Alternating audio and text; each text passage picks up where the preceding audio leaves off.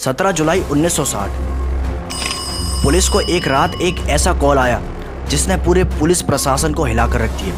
Police को उस call द्वारा पता चला कि किसी ने फुटपाथ पर सो रहे गरीब और मजदूर लोगों पर जानलेवा हमला किया है। जैसे ही पुलिस मौका वारदात पर पहुंची, पुलिस ने देखा कि 20 में से सिर्फ 11 लोग ही जिंदा बचे हैं, बाकी 9 लोगों की हत्या कर दी जा चुकी है। मुंबई शहर आखिर किसको पसंद नहीं है? हर बच्चा मुंबई शहर की खूबसूरती के बारे में जानता है। मुंबई शहर लोगों के लिए एक सपनों के शहर की तरह है, जहां पर कई लोगों की जिंदगी बनती है या तो कई लोगों की जिंदगी बर्बाद भी हो जाती है। इस मुंबई जैसे शहर के अंदर लोग वाग दूर दराज राज्यों से काम की तलाश में आते हैं। इस शहर की अच्छाई ये है कि यहाँ पर हर किसी को हर तरह का काम मिल जाता है, लेकिन सपनों का शहर कहलाने वाले उस मुंबई में 60 के दशक में मुंबई के अंदर मौत का एक ऐसा खेल शुरू हुआ जो कि वहां पर रहने वाले लोगों के लिए नासूर बन गया था। इन दोनों लोग इतना डरे हुए थे कि लोग बाग अपने घरों से निकलना ही छोड़ चुके थे। लोगों को ऐसा लगता था कि अगर वो दिन ढलने के बाद अगर शायद बाहर रहेंगे तो उनकी मौत हो जाएगी। लोग बाग दिन ढलने के बाद अपने अपने घरों की ओर लौट जाया करते थे। 60 के दशक में मौत के ऐसे बादल छाए जो कि काफी दिनों तक नहीं साफ हुए थे। इन दिनों मुंबई के अंदर ऐसी ऐसी वारदातें देखी गईं कि इन वारदातों ने लोगों को सुन्न करके रख दिया था। हमारे जहनों के अंदर कई खतरनाक सीरियल किलर का नाम आता है। इन नामों में से एक नाम है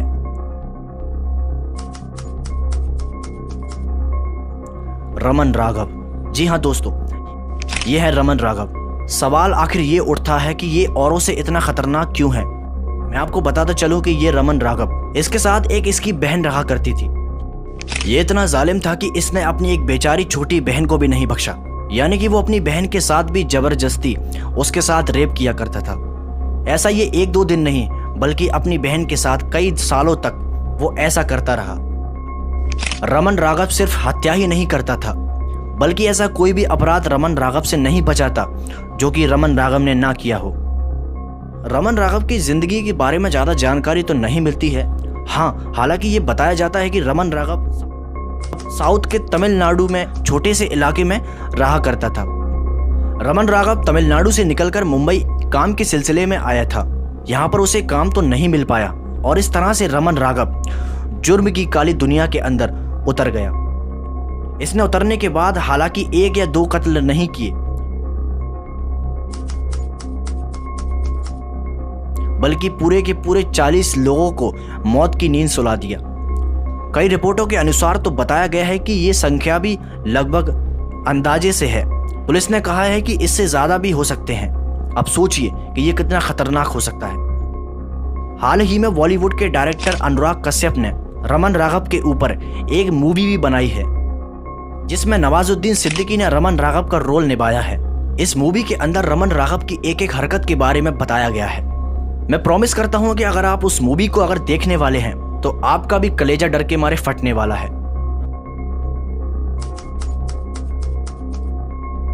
रमन राघव के वैवाहिक संबंध की बात करें तो बताया जाता है कि रमन राघव ने अपनी बहन की लड़की से ही अपनी शादी कर ली थी। हालांकि रमन राघव चोरी और डकैती जैसे अपराध की वजह से कुछ सालों के लिए जेल में चला गया था। उसके बाद उसकी उस पत्नी ने किसी और लड़के से भागकर शादी कर ली। 1960 का ये दशक फुटपाथ पर सो रहे गरीब और मजदूरों के लिए एक काल साबित हुआ। इन दिनों रमन राघव इन फुटपाथ पर सो रहे गरीब मजदूर लोगों के लिए एक यमराज से कम नहीं था।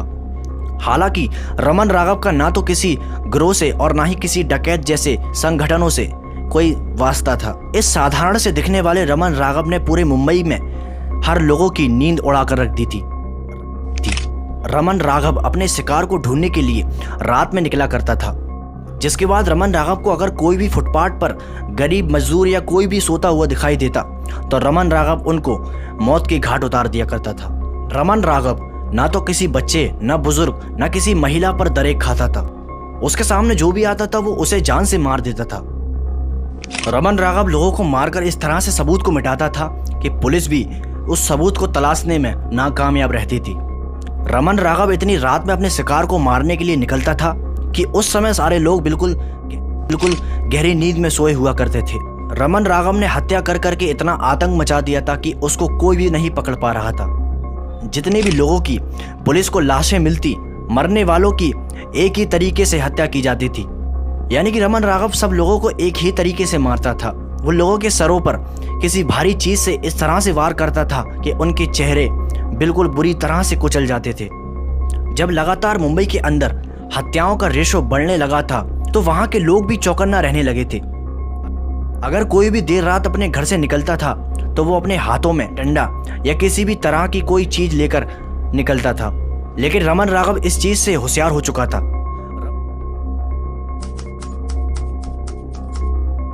रमन राघव ने इन दिनों हत्या करना एकदम से ही बंद कर दी।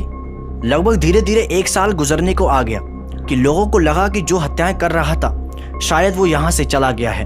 हालांकि ऐसा नहीं था। हालांकि रमन राघव बस इंतजार कर रहा था। जैसे ही साल 1965 शुरू हुई तो उस दिन रमन राघव ने 1 नहीं 2 नहीं बल्कि एक साथ 20 लोगों पर हमला किया। जैसे ही मौकाए वारदात पर पुलिस पहुंची तो पुलिस ने सिर्फ 11 लोगों को ही जिंदा पाया। बाकी 9 लोगों की बेरहमी तरीके से हत्या कर दी जा चुकी थी। फिर से इन दिनों रमन राघव ने पूरे 1.5 दर्जन लोगों को मौत के घाट उतार दिया था।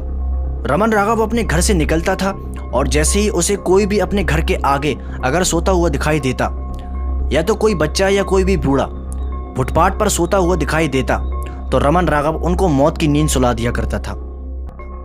रमन राघव ने लगभग 5 से 6 साल के अंदर पूरे के पूरे 40 से 41 लोगों को मौत के घाट उतार दिया था, जिनमें से अक्सर मरने वालों की तादाद सिर्फ वही थी जो फुटपाथ पर मजदूर और गरीब लोग सो रहे थे। मरने वालों में से जिनमें से कुछ लोग बच्चे भी थे, तो कुछ बूढ़े, तो कुछ महिलाएं भी शामिल थी।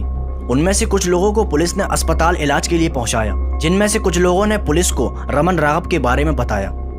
तो इस तरह से लोगों के बताए हुए हुलिये से रमन राघव का स्केच बनके तैयार हुआ। 27 सितंबर 1968 इन दिनों ये केस क्राइम ब्रांच के पास पहुंच गया था। जब इस रमन राघव की तस्वीर को लेकर पूरे शहर भर में ढूंढा गया तो पुलिस के मुखबर ने खबर दी कि रमन राघव एक मंडी में आया हुआ है, जहां से बड़ी ही मुश्किल से पुलिस ने रमन राघव को अपनी हिरासत में लिया।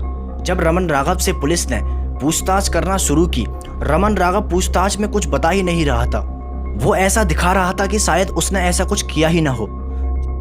जब पुलिस ने रमन राघव का मेडिकल चेकअप कराया तो उस मेडिकल चेकअप में पता चला कि रमन राघव मेंटली डिस्टर्ब है, यानी कि वो जो कुछ कर रहा था उसे उस चीज का पता ही नहीं था। आखिर वो लोगों को अपने पागलपन की वजह से मारता था या फिर कुछ और वजह थी। सारे गवाह और सारे सबूत इकट्ठे करने के बाद रमन राघव को कोर्ट द्वारा मौत की सजा सुना दी गई। लेकिन चौंका देने वाली बात तो यह थी कि रमन राघव ने कोर्ट के अंदर अपनी सजाए मौत के ऊपर कोई भी एक्शन नहीं लिया। वो कोर्ट के अंदर बिल्कुल चुप खड़ा रहा। रमन राघव को उसके बाद जेल भेज दिया गया। कोर्ट द्वारा रमन राघव का फिर से एक बार चेकअप कराया गया तो सारी मेडिकल टीम जेल के अंदर ही पहुंच गई। लगातार पूरे 6 घंटे इंटरव्यू लेने के बाद डॉक्टरों को लगा कि वाकई रमन राघव मेंटली डिस्टर्ब है। इसलिए डॉक्टर ने पुलिस प्रशासन को कहा कि रमन राघव पर कोई भी ऐसी सख्ती न की जाए कि जिसकी वजह से इसकी मौत हो जाए। इस तरह से कोर्ट ने अपना फैसले को तब्दील कर लिया। कोर्ट ने सजाए मौत को बदलकर उम्र कैद में तब्दील कर दिया। यहाँ पर जेल में वो रमन राघव उस उम्र कैद की सजा को काट रहा था।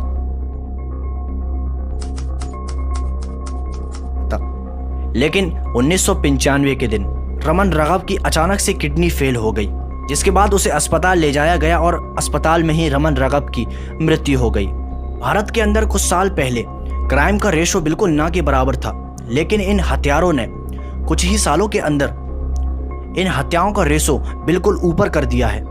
एक केस सॉल्व नहीं हो पाता उससे पहले एक और केस आकर हमारे सामने खड़ा हो जाता है। कभी तो उत्तर प्रदेश से, कभी दिल्ली से या कभी अन्य राज्यों से हमारे सामने केसेस निकलकर सामने आते हैं। जिसने मुंबई जैसे शहर के अंदर अपने नाम से दहशत फैला रखी थी, उस हत्यारे का भी आज अंत हो गया। बस यहीं तक था आज का ये केस और आपका मेरा ये सफर।